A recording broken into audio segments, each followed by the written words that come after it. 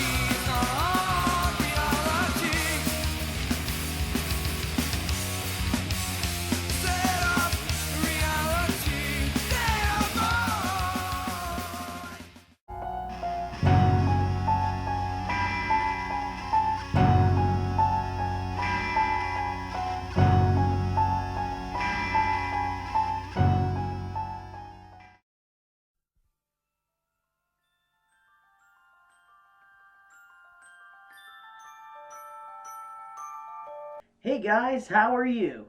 Good! Today on 3:15 The Witching Hour, we are taking a look at Dario Argento's 1977 nightmarish classic, Suspiria. I will probably cover all three movies in this series, which is called the Three Mothers Trilogy, starting with Suspiria and ending it with Mother of Tears. I reviewed these all on Strictly Sick Movie Reviews back in the day, but I didn't like my old format at all, so I'm remaking them. I can't believe they're remaking the Suspiria review. The original was so edgy. Why would they remake it, man? Suspiria begins on kind of a strange note. The narrator introduces the main character, Susie. She's an American on her way to a dance academy in Germany. We follow her through the airport, and we all catch a severe case of the willies.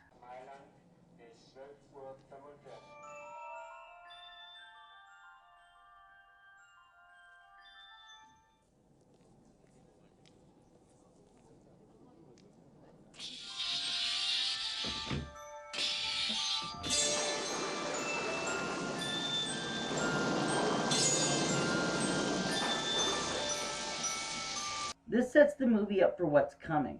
It feels as though she was walking directly into a nightmare. As it should. Dario Argento wanted this movie to be like a genuine nightmare. When Susie gets to the academy, she is denied access. She decides to leave when a girl named Pat comes running out of the building looking very scared. Pat ends up at her friend's house where this terrifying shit happens and they both get fucking murdered. It's safe for me to say that some of these images do provoke my brain to be a little bit frightened.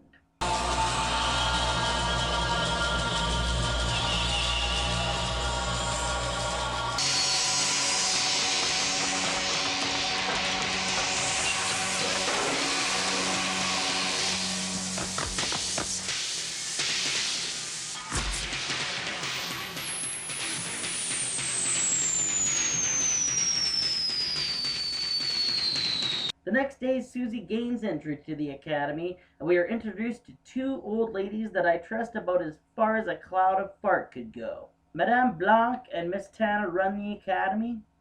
I don't trust them. Enough said. Susie meets a girl named Sarah, and they become air buds. There's a scene involving maggots, and all the girls have to sleep in the practice hall. Before falling asleep that night, Susie and Sarah hear the snoring of a certain director who was not due back for like a really long time. And I have to admit, this kind of creeped me out. She's here. She's there. Right behind that sheet.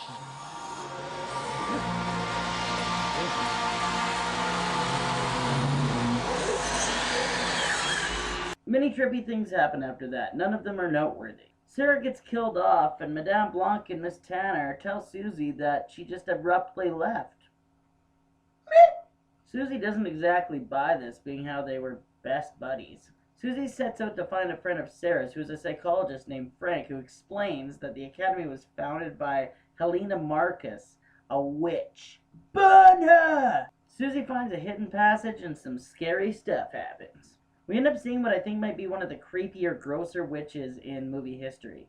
And this evil bitch does some creepy stuff with Sarah's corpse. Not that, you sick fuck. Basically, that's it, guys. Now, I gotta say, as much as I can't say much about this movie, and even less without spoiling the whole thing, I just want to say that this movie is absolutely amazing. Let me tell you why. The direction from Dario Argento is fucking awesome. I hate to say what everyone already knows that has watched this movie, but the lighting is awesome.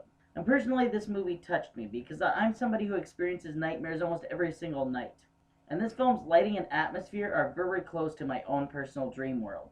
So I was very sucked in and kind of shocked the first time I viewed this movie. The writing in this being its weakest point, in my opinion. It doesn't take away much from the movie, really, because it's really a fantastic, it's a real treat for the eyes. I think this movie didn't even need to have a story if it didn't want to.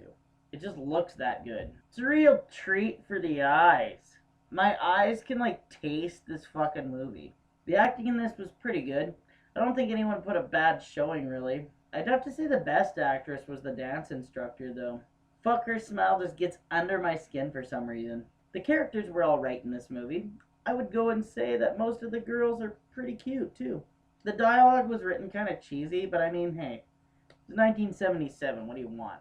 The music in this movie was extremely important. It brought on a nightmarish atmosphere. The band Goblin wrote the tune, and I'd have to say without it, the movie would not be the same.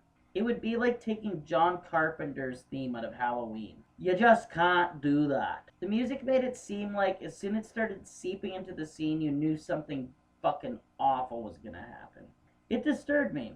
Although some people think that it's overused being the only music in the movie for the most part, meh, it's a classic. The effects were good and old school for the most part. There was a few scenes that the effects weren't good, the bat scene being one of them. If I said I couldn't recommend Suspiria, I'd be retarded. This movie has stood the test of time and is widely considered a classic around the world.